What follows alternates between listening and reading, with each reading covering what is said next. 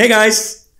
Last week's video was about bid management, but bid management can only be applied to existing campaigns, so if you're setting up a new campaign, the question is, how should it be structured? In this video, I am, number one, answering this question, and number two, as always, I'm trying to add a little value to the seller community, so if you have any questions or ideas, please post a comment down below. Before we start, I've got 3 questions for you. Number one, do you manage your ad spend or your sales by adjusting your campaign's daily budget? Number two, do you have ad groups with more than one product? And number 3, do you use different match types? Broad, phrase, exact? So, did you answer one of the questions with yes? Did you answer all of the questions with yes? If so, chances are actually high you are doing something wrong right now. Or let's rephrase that. Whenever you said yes, you found room for improvement. Before we can answer those questions in detail, we have to talk about the basics for a minute. I know the next few minutes can seem a little bit complicated, but campaign structure is actually pretty straightforward. There are just 6 entities we have to talk about. Campaigns, ad groups, product ads, keywords, negative keywords, and campaign negative keywords. So let's switch to the desk and talk about them in detail. Let's begin with campaigns. Campaigns are our only first layer entity. And the first property is the campaign ID, which is internally set by Amazon. As the API works with those numeric identifiers, we don't have any of the problems some of you might know from working with bulk uploads. The second campaign property is the name. Right now you are probably naming your campaigns by brand names or product categories. A little later I will talk about collision and problems associated to your campaign's daily budget. Both problems can be mitigated by reducing the number of campaigns.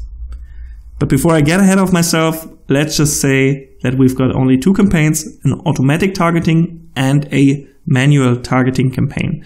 And accordingly, we are naming our campaigns MT for manual targeting and AT for auto targeting. As I said, the targeting type is a key property of a campaign, and we are differentiating between manual and auto targeting. I'll talk about the differences between auto and manual targeting campaigns at the end of the video in more detail. The campaign type is in the API currently always sponsored products, but sooner or later we will see other campaign types like headline search ads.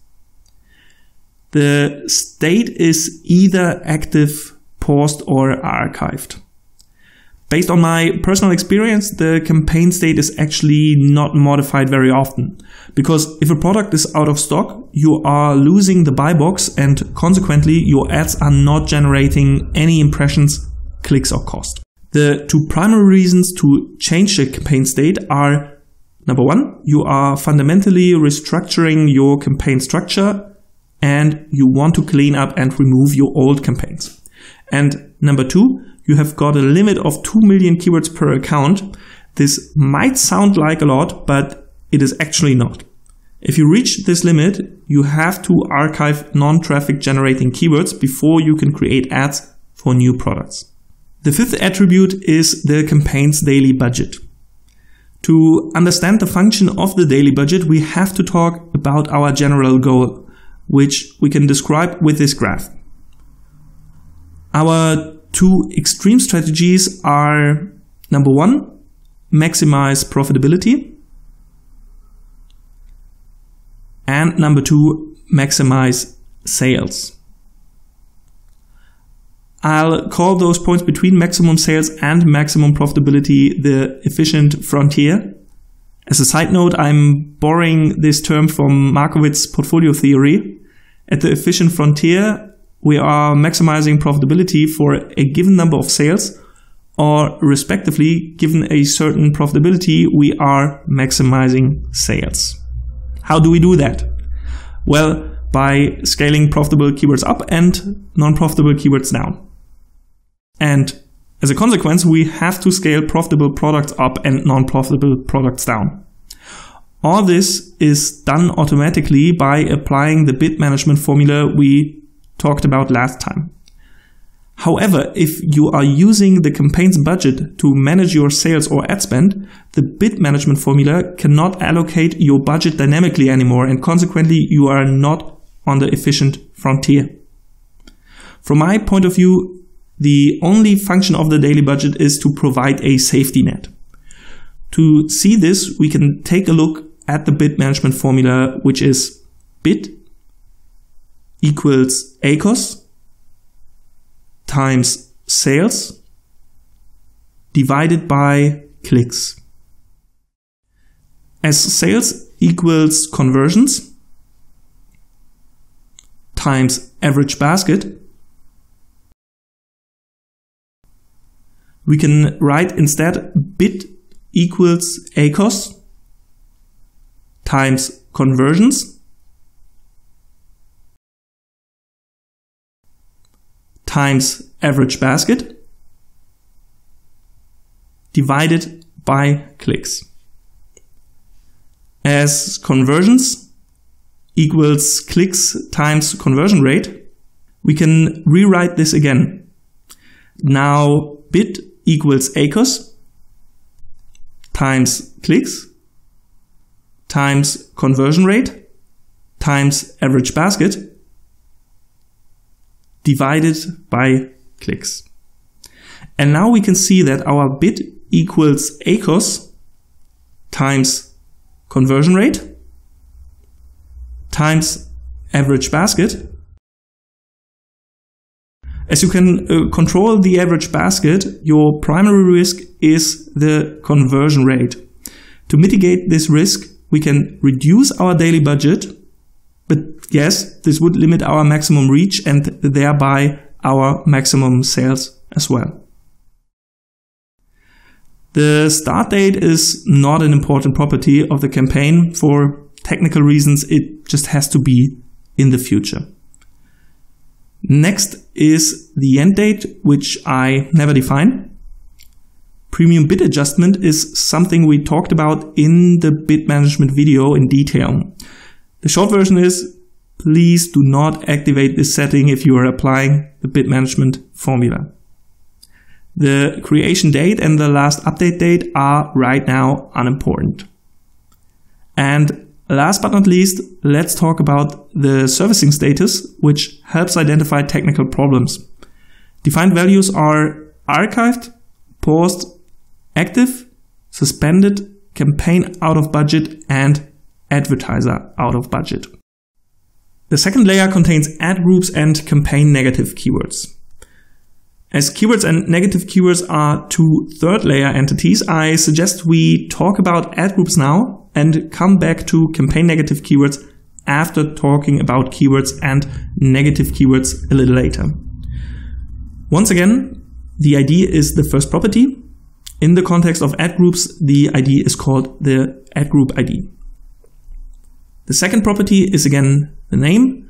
I'll explain at the end of the video why it is advantageous to have just one product per ad group, but for now let's just say that we have just one product per ad group, and accordingly I'm setting the name of the ad group to the SKU. The campaign ID is the ID of the parent campaign. The default bid is actually the most important ad group property, so let's talk about this in a little bit more detail. In the bid management video, we saw that the bid management formula requires data on the sales and clicks a keyword generates. If we don't have that data, or if we don't have sufficient data, we cannot apply the bid management formula, and that's why we need a default bid. The higher you set your default bid, the more traffic and consequently sales you will generate. However, your average cost per click will be higher as well, and consequently your ACoS will be higher and your profitability will be lower. The state is once again enabled, paused, or archived. And what I said about campaign state applies to the AdGroup state as well. The creation date and the last update date are again rather unimportant. And the AdGroup servicing status is archived, paused, active, suspended, campaign out of budget, campaign paused, campaign archived, and advertiser out of budget. By comparing the AdGroup service status to the campaign service status, we can see that the AdGroup service status has two additional values, campaign paused and campaign archived. This helps a lot when you are trying to identify configuration errors, as an AdGroup can be active while the parent campaign is paused. The third layer contains product ads, keywords, and negative keywords. Let's start with the product ads. To avoid any confusion, the product ad is simply the advertised product. Again, the ID is the first property. In the context of product ads, the ID is called the ad ID. The campaign ID is the ID of the parent campaign, and the AdGroup ID is the ID of the parent AdGroup. The SKU is the SKU of the advertised product, and you guessed it, the ASIN is the ASIN of the advertised product. As you can connect multiple SKUs to the same ASIN, the API uses the SKU as the primary product identifier. The state can be once again enabled, paused, or archived. And again, we can ignore the creation date and the last update date. The last attribute is the product ad servicing status. Valid values are archived, paused, active, suspended, campaign out of budget, campaign paused, campaign archived, AdGroup paused, AdGroup archived, and advertiser out of budget. By comparing the product ad servicing status to the AdGroup servicing status, we can see that the product ad service status has two additional values, AdGroup paused and AdGroup archived, which again helps identify configuration errors. Keywords are the second entity on the third layer. As you are already familiar with the property logic, we can do this a little quicker now. The keyword ID is the keyword identifier. The campaign ID is the ID of the parent campaign. The AdGroup ID is the ID of the parent AdGroup. State is again enabled, paused, or archived. The keyword text property is the keyword itself, sneakers, for example. Important is the match type property. The match type can be broad, phrase, or exact. If your keyword is sneakers and your match type is exact, your ad is only shown when someone searches just for the word sneakers. If your keyword is sneakers and your match type is phrase, your ad could also generate impressions when someone searches for sneakers men or sneakers cleaner. If your keyword is sneaker and your match type is broad, your ad could also generate impressions when someone searches for synonyms like sports shoes or skateboarding shoes. Let's talk about a popular urban myth. In the Facebook groups, people often say exact match is cheaper than broad, but that's not the case. It's very important here to differentiate between search queries and keywords. The search query is what the customer searches for, and the keyword is what we book. When the match type is exact, a keyword only generates matches for a single query. But when the match type is broad, hundreds or thousands of different search queries can be a match. As each query has its own KPIs, like clicks, cost per click, conversion rate, and so on, the keyword KPIs you can download from the Seller Central are actually weighted averages of the KPIs of all the search queries. Accordingly, you cannot say that exact is generally cheaper. It really depends on the KPIs of all the individual search queries associated to a keyword.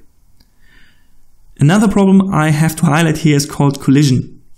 Let's say you booked keyword sneakers men black with exact match and keyword sneakers with broad match. If someone searches for sneakers men black, both keywords generate a match, and in advance you can't be sure which keyword wins Amazon's internal auction. Those accidental overlaps reduce the efficiency of your bid management. To solve this, in theory, the perfect solution would be to only book exact match keywords, but this is practically not possible as Amazon has the before mentioned limit of 2 million keywords per account. Just as a point of reference, one of my partners generates traffic via 2.8 million search queries for a product portfolio containing just 40 products. As you can see, exact match doesn't work, even if your product portfolio doesn't contain a lot of products. To solve this, I just use a single match type, which is broad. To reduce overlaps and exclude non-relevant search queries, I use negative keywords. Why broad match, you might ask? Well, to give you some rough estimates, if your broad match keyword is generating a reach of 100%, then the phrase match typically generates 75% of the reach and exact match generates 55% of that reach. So my broad match plus negative keyword strategy maximizes your expected reach while reducing overlaps. The next property is the bid, our willingness to pay, which we can calculate with the bid management formula discussed in the last video. The creation date and the last update date can again be ignored. The keyword servicing status can be archived, paused, active, suspended, campaign out of budget, campaign paused, campaign archived, AdGroup paused, AdGroup archived, and advertiser out of budget.